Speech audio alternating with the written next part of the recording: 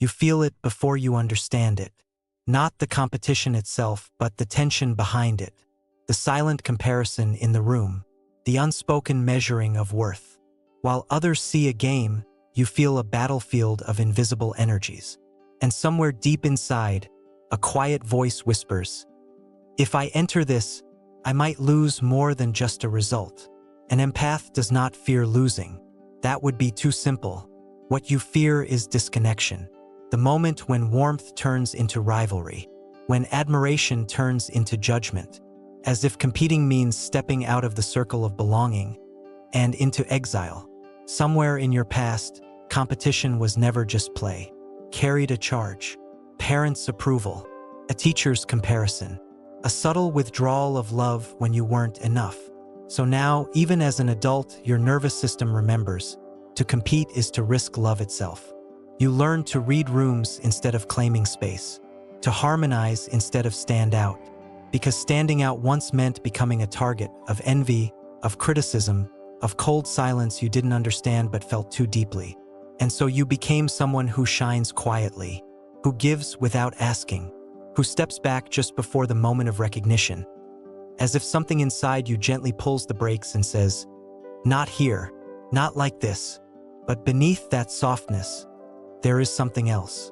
A hidden fire, not aggressive, not loud, but deeply alive. The kind of energy that doesn't want to defeat others, only to fully express itself. Yet competition, as the world defines it, feels wrong to you, because it asks you to compare souls, not just skills. And your intuition resists this. It knows something others forget. That value cannot be ranked without losing something sacred. So you hesitate, not because you are weak, but because you sense the cost. The subtle hardening of the heart. The shift from connection to separation. And for an empath, that cost feels too high. But what if the fear isn't about competition at all? What if it's about an old story, still living quietly inside you? A story where being seen meant being judged. Where winning meant someone else losing love. Where your light felt dangerous. And what if that story is no longer true? What if your presence doesn't take anything away from anyone, but actually expands the space for others to exist more fully? You don't need to become someone else to step forward. You only need to realize you were never in competition with anyone to begin with. There comes a moment when you start to notice it, not outside but within. A subtle shrinking when someone near you rises. A quiet urge to disappear just as you are about to be seen. And you wonder, why does their light make me dim mine? This is the deeper layer. The place where comparison was never taught directly but absorbed. Where love felt conditional even if no one said it out loud. Where you learned that being better could cost you closeness. So now, even when no one is competing with you, your body still prepares for it. Tension, doubt, withdrawal. As if an invisible signal has been activated. It's not safe to shine fully here. But here is the paradox of the empath. You don't want to win over others. You want to rise with them. And when the world doesn't offer that kind of space, you choose not to play at all. Yet something is shifting. Quietly, you begin to feel that your fear is not a limit, but a doorway. A sign pointing to a deeper truth. That your path was never about competition, but about authenticity so strong, it dissolves the need for it. You don't always step back consciously. Sometimes it feels like a soft drift. Like the tide pulling you away from the shore just when things become intense. And later you tell yourself it wasn't meant for you, but deep down, something in you knows you left before you could be fully seen. There is a sensitivity in you that doesn't just notice competition, it absorbs it. The tension in someone's voice, the hidden envy behind a smile, the quiet pressure to prove yourself, it all lands inside you as if it were your own emotion to carry. And after a while, you begin to avoid places where you have to carry so much. It's not laziness. It's not lack of ambition. It's the exhaustion of feeling too much in spaces that demand hardness. Spaces where people wear masks, sharpen edges, and call it strength. And your soul, it was never built for armor. There is also a quiet guilt that lives in the empath's heart. A feeling that if you win, someone else must lose. And if they lose, They might feel what you have always been so careful not to cause: pain, rejection, not enoughness. So you hold back, not because you doubt your ability, but because you feel responsible for everyone's emotional experience. But that responsibility was never truly yours. It was learned, picked up in moments where you had to become aware of others to stay safe, to stay loved, to stay connected. And now it follows you, even into spaces where you are free. Competition also threatens something deeper: your identity. You see yourself as someone kind, understanding, connected. And somewhere inside, there is a fear that stepping into competition will change you, make you colder, sharper, less like yourself. So you create a quiet distance. You tell yourself, I'm just not that type of person. But what you're really protecting is your essence, your softness, your depth, your ability to feel without turning it into a weapon. Yet there is a misunderstanding hidden here. Competition doesn't have to mean disconnection. It doesn't have to mean becoming someone you're not. That was just the version of it you were shown. There is another way, one where your growth does not require someone else's diminishment, where your success does not threaten your kindness, where you can stand fully in your light and still remain open, human, deeply you. And maybe the fear you feel is not a signal to step back, but an invitation to redefine what competition means in your world. Because when you stop trying to compete the way others do and start expressing yourself the way only you can, something shifts. The pressure dissolves, the comparison fades, and what remains is something much quieter, much stronger, a presence that doesn't need to win, because it was never playing the same game. Sometimes it shows up in the smallest moments.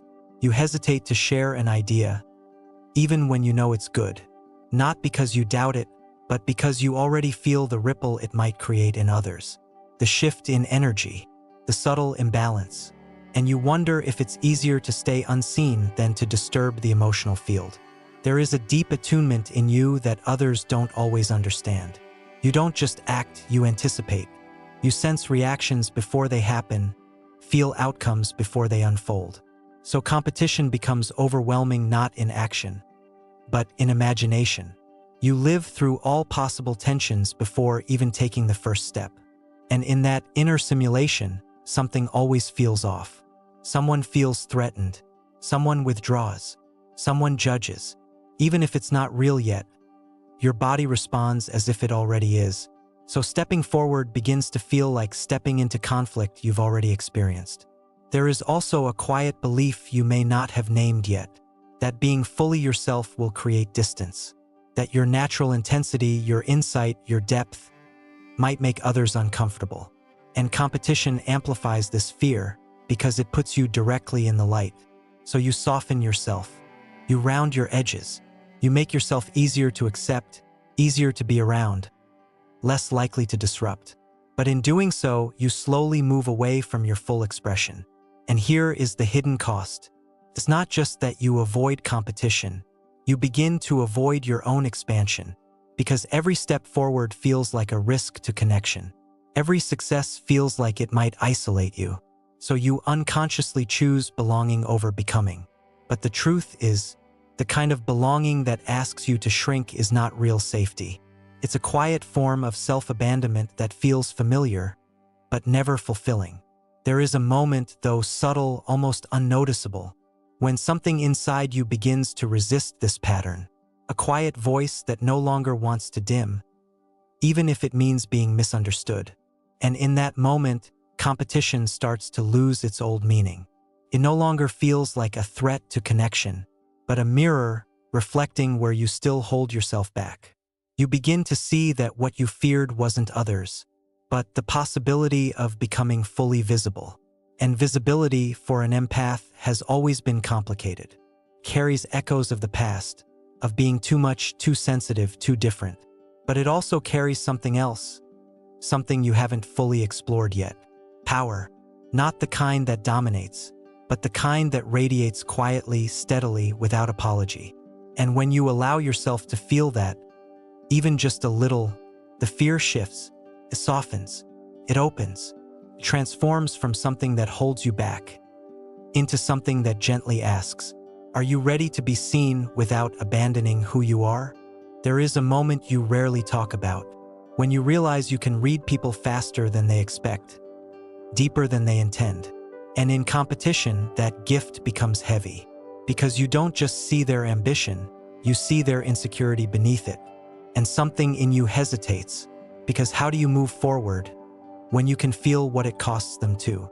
So you slow down, you question yourself, you pull your energy inward, as if protecting something fragile. Not in them, but in you. There is a quiet fear that if you fully step into your strength, you might accidentally hurt someone who is still finding theirs. Not through action, but through contrast. Through the silent message your presence might send. I am further along. And for you, that feels almost like betrayal, because you remember what it felt like to be the one still searching, still uncertain, still unseen. So instead of rising freely, you carry others with you in your awareness, even when they are not asking you to. This is where your empathy becomes entanglement, where your sensitivity stops being a gift and starts becoming a weight. Competition, in its usual form, doesn't leave space for this complexity. It asks for clarity, direction, assertion, while you are holding layers, emotions, histories, invisible threads between people. So of course you hesitate, not because you are incapable, but because you are aware in ways that make simple action feel impossible. There is also something else, quieter, deeper, a resistance to being defined by outcomes. Winning, losing, ranking, these feel like reductions of something much more vast inside you, as if your essence is being compressed into a number, a position, a label, and your soul resists that. It knows you are not something that can be measured so easily. So instead of stepping into competition, you drift toward spaces where depth matters more than comparison, where meaning matters more than victory. But even there, something remains unresolved. Because avoiding competition doesn't erase your potential, it only hides it in safer places. And somewhere inside you, there is a quiet knowing. You are capable of more visibility than you allow. Not the kind that demands attention, but the kind that naturally draws it. And this is where the real question begins to emerge. Not why am I afraid of competition, but something more honest, more revealing. What part of me am I still protecting by staying out of it? There is a quiet pattern you rarely notice in the moment. You begin with openness, a curiosity, even excitement. But as soon as another presence enters the same space, someone equally driven, equally visible, something inside you tightens. Not in fear of them, but in awareness of everything that could unfold between you. It's as if your inner world suddenly fills with signals, micro-expressions, tone shifts, invisible comparisons forming in the air. And instead of staying centered in yourself, you start orbiting them. Their energy becomes a reference point. Their confidence becomes a question. Their presence becomes something you must adjust to. And just like that, you are no longer moving from your own core. This is the hidden cost of deep sensitivity. You don't just meet others, you merge with the emotional atmosphere they carry. And in competition, that atmosphere is rarely calm. Pulses with urgency, with unspoken stakes, with the quiet tension of people trying to prove something, often to themselves. You feel all of it, even the parts no one admits. So your system does something intelligent and limiting. It tries to protect you by stepping out of intensity. Not dramatically, just subtly enough that no one notices. You delay, you reconsider, you convince yourself that timing isn't right, that interest has faded, that something else matters more. But underneath, it's the same movement, a gentle withdrawal from a field that feels too charged. And yet, there is another layer beneath even this. A quiet mistrust of environments where worth must be proven. Because somewhere along your path, you learned that your value was something fragile, something that could rise or fall based on how others responded to you. So competition feels like standing on unstable ground, where one moment of judgment, one comparison, one outcome could shift how you are seen and how you feel about yourself. And you don't want your sense of self to be that dependent. So you choose spaces where your worth feels inherent, where connection isn't conditional, where you don't have to fight to exist. But here's the paradox that quietly follows you. The more you avoid spaces of comparison, the more power those spaces seem to hold over you. They become charged in your imagination, heavy with meaning, as if entering them would change something fundamental about who you are. But would it? Or would it simply reveal where you still give your power away? Because at its core, the fear isn't really about others. It's about what happens inside you when others are present. The shift, the self-doubt, the subtle leaving of yourself in order to manage what you feel from them. And this is where something new begins to emerge. Quietly, almost like a whisper. What if the path forward is not about avoiding competition, but about learning how to stay with yourself within it? Not hardened, not disconnected, but rooted, so that even in a room full of strong energies, you don't disappear into them, you remain. There is a turning point that doesn't look dramatic from the outside. No sudden breakthrough, no loud decision, just a quiet moment where you notice you didn't leave yourself this time. The same space, the same tension, but something in you stayed. You still feel everything. The currents, the comparisons, the subtle movements between people. But they no longer pull you away from your center. They pass through you instead of defining you. And in that shift, competition begins to lose its sharp edges. It no longer feels like a place where you must prove your worth. It becomes a space where you can observe yourself more clearly, where every trigger is not a threat, but a reflection. You start to see the old patterns as they arise, the urge to shrink, the instinct to harmonize at your own expense, the quiet voice that asks you to step back just this once. And for the first time, you don't obey it automatically. You pause, you feel it fully, and then you choose consciously, gently, whether it still belongs to you. This is where your power returns, not in pushing harder, but in no longer abandoning yourself when it matters most. Because the truth was never that you were afraid of competition. You were afraid of losing yourself inside it. And now, something inside you knows you can remain whole, even when others are watching, comparing, rising beside you. You don't need to close your heart to stand your ground. You don't need to dim your light to keep your softness. Both can exist. Both can move together. And in that integration, something unexpected happens. You stop seeing others as opponents, not because you deny reality, but because you no longer measure your existence through them. Their path becomes theirs. Yours becomes yours. And where there was once tension, there is now space. Space to grow. Space to express. Space to be fully present without retreating inward. This is the quiet resolution.